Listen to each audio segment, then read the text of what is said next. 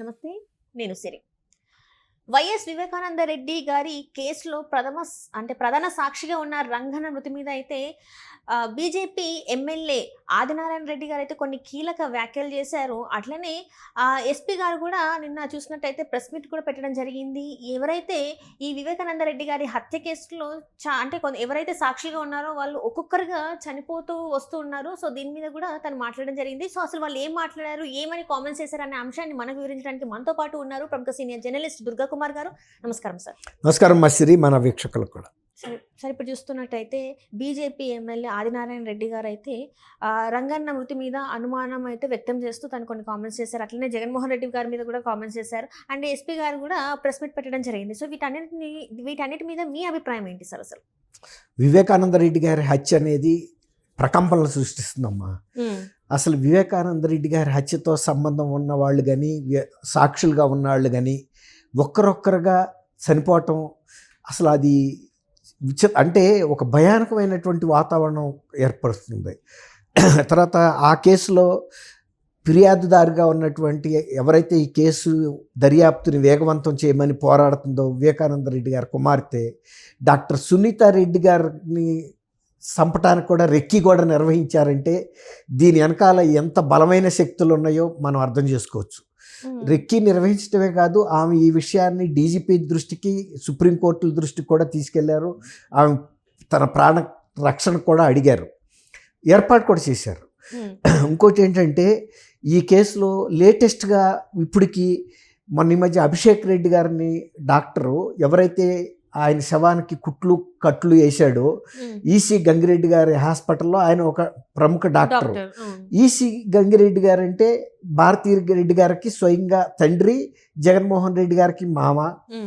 వీళ్ళ కుటుంబానికి అత్యంత సన్నిహితుడు. వాళ్ళ కుటుంబం నుంచి ఆయన కూడా హాస్పిటల్ నుంచే వచ్చారు స్టాఫ్ అందరూ, కంపౌండర్లు, డాక్టర్లు ఇంక్లూడింగ్ ఆయన కూడా వచ్చాడు.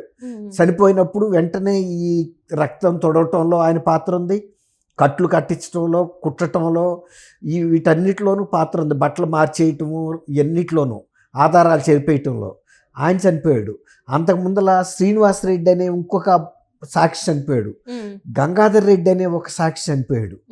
ఇలా వరుసగా చనిపోతున్నప్పుడు కూడా సునీతారెడ్డి గారు ఈ అంశం మీద ఆందోళన వ్యక్తం చేస్తూ తగిన భద్రత ఏర్పాటు చేయాలి అని దస్తగిరి కూడా అప్రూవర్గా మారిన తర్వాత తన ప్రాణానికి హాని ఉందని చెప్పి తను కూడా సుప్రీంకోర్టు వరకు వెళ్ళినప్పుడు సుప్రీంకోర్టు కూడా అడిగింది సిబిఐని, దస్తగిరికి ప్రాణహాని ఉందంటున్నారు, మీరేం చెప్తారు అని. ప్రాసిక్యూషన్ వీళ్ళే కదా దర్యాప్తు చేస్తున్నది. అవును అని చెప్పారు వాళ్ళు, ఉన్నమాట వాస్తవేనని చెప్పారు. అతని మీద కొన్ని సందర్భాల్లో దాడులు జరిగినాయి, ప్రయత్నాలు జరుగుతున్నాయని.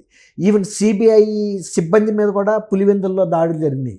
అసలు ఎప్పుడైనా సిబిఐ అధికారుల మీద ప్రైవేట్ కేసు పెట్టడం కూడా నేను అనుకోవటం బహుశా సిబిఐ చరిత్రలో కూడా ఒక్క వివేకానంద రెడ్డి గారి కేసు దర్యాప్తు చేస్తున్న రామ్ సింగ్ అనే ఐపీఎస్ అధికారి మీద వీళ్ళు ప్రైవేట్ కేసు పెట్టారు.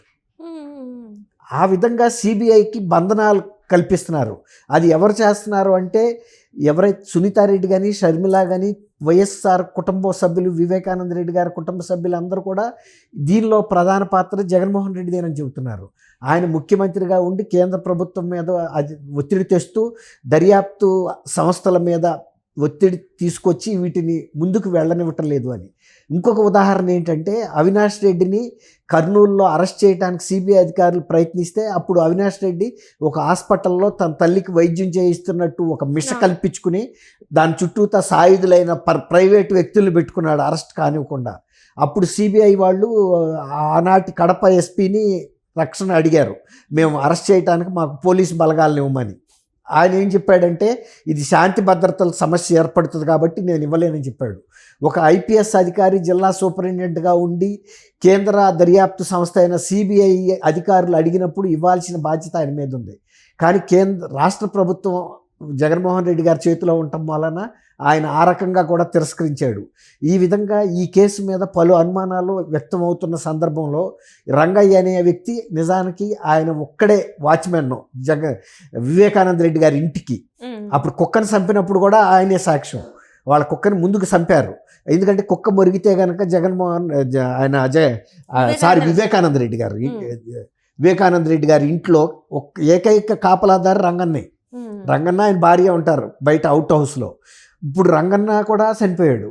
అసలు అది కూడా అతనేమన్నా పని 80 ఏళ్ళు 90 ఏళ్ళు వచ్చి వృద్ధాప్యంలో చనిపోయాడు అన్నది కూడా కాదు.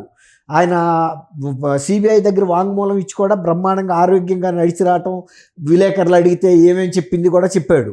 అలాంటి వ్యక్తి 70 ఏళ్ళకే ఇప్పుడు చనిపోవటం అనేది కూడా అనుమానం కలుగుతుంది.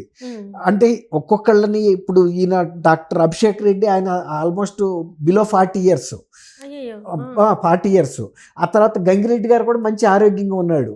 అంటే వీటన్నిటిలో వీళ్ళు సాక్ష్యం చెప్తే సిబిఐ ముందు ఇవన్నీ కూడా బలపడి శిక్ష పడుతుందనే ఉద్దేశం మీద జగన్మోహన్ రెడ్డి గారి సంబంధికులు, జగన్మోహన్ రెడ్డి గారి ప్రమేయంతోనే జరుగుతుందనేది అది కడప జిల్లాలో ప్రతి వాళ్ళు చెబుతున్నారు. వాళ్ళ సొంత కుటుంబ సభ్యులు కూడా చెబుతున్నారు.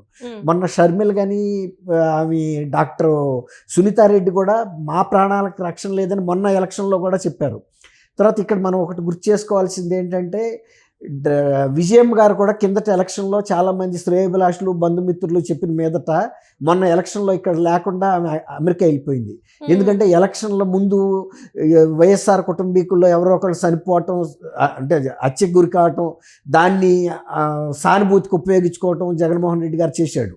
అందువల్ల ఆమె కూడా కిందసారి ఎన్నికల్లో ఇక్కడ లేకుండా ఎన్నికలు అయిన తర్వాత మాత్రమే తిరిగి వచ్చారు.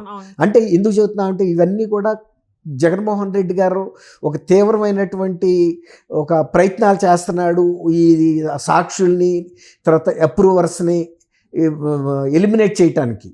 తర్వాత దస్తగిరిని అతను అందులో నిందితుడైన శివశంకర్ రెడ్డి కొడుకు కూడా వెళ్ళి హాస్పిటల్లో డాక్టర్ రూపంలో మిషతో వెళ్ళి ఒక ఆరోగ్య శిబిరం నిర్వహిస్తున్నట్టు ఆయన్ని బెదిరించారు దస్తగిరిని. ఇవన్నీ కూడా కేసు నమోదైనవి. ఇట్లా అనేక ప్రయత్నాలు ఇంకా ఇప్పటికీ కూడా జరుగుతున్నాయి. ఇప్పుడు రంగయ్య హత్య కూడా కడప జిల్లాలో చాలా ఉద్రిక్తల్లో రేపుతుంది. అసలు అంటే ఇక ఈ వివేకానంద రెడ్డి గారి హత్య కేసులో ఎవరికి శిక్ష పడటానికి అవకాశం ఉండదు. ఎందుకంటే సాక్షులు అందరూ ఒకళ్ళ తర్వాత ఒకళ్ళు వెళ్ళిపోతున్నారు. తర్వాత సిబిఐని కూడా బెదిరించడం వలన సిబిఐ కూడా అడుగు ముందుకు వెళ్ళిపోతుంది. వాళ్ళ మీద కేసులు పెట్టారు. కాబట్టి దీని మీద ఇప్పటికైనా సరే ఇప్పుడు ఆదినారాయణ రెడ్డి గారు ఏమంటాడంటే దీని వెనకాల ఖచ్చితంగా జగన్మోహన్ రెడ్డి ఉన్నాడనేది వాళ్ళ మీడియా పాయింట్ దగ్గర చెప్పాడు. తర్వాత ఇంకోటి కూడా ఆయన చెప్పింది ఏంటంటే ఆయన భారతీయ సిమెంట్స్లో పనిచేస్తున్న వ్యక్తుల్ని ఇతర దేశాలకు పంపి 25,000 30,000 ఉద్యోగస్తుల్ని వాళ్ళు ఇతర విదేశాలకు ముందుగా పంపిన మనీ లాండరింగ్ ద్వారా పంపిన డబ్బుని 300 కోట్లు 400 కోట్లు వాళ్ళు మళ్ళీ తిరిగి వచ్చేటప్పుడు తీసుకొస్తున్నారని తీసుకువచ్చి మళ్ళీ వచ్చి భారతీయ సిమెంట్లో మళ్ళీ అదే ఉద్యోగాల్లో చేరుతున్నారు. దాన్ని బట్టి వాళ్ళని ఉపయోగించుకుంటున్నాడు పావులుగా. అంటే ఇవన్నీ కూడా చాలా భారీ కుంభకోణాలు జరుగుతున్నాయి ఇప్పటికి కూడా. ఇప్పుడు ఆయన ముఖ్యమంత్రిగా లేకపోయినా కూడా అప్పుడే కానీ ఇవన్నిటి మీద తీవ్రంగా దర్యాప్తు చేసి బయటకు తీసుకురావాలి. ఇప్పటికైనా వివేకానంద గారి కేసులో ఉన్న అప్రూవర్స్కి కానీ ఇంకా మిగిలి ఉన్న సాక్షులు కొద్ది మందికి ఒకళ్ళిద్దరికి కూడా రక్షణ కల్పించాలని ఆయన కోరుతున్నాడు. అది. థ్యాంక్ యూ అమ్మ శ్రీ, మన వీక్షకులు కూడా.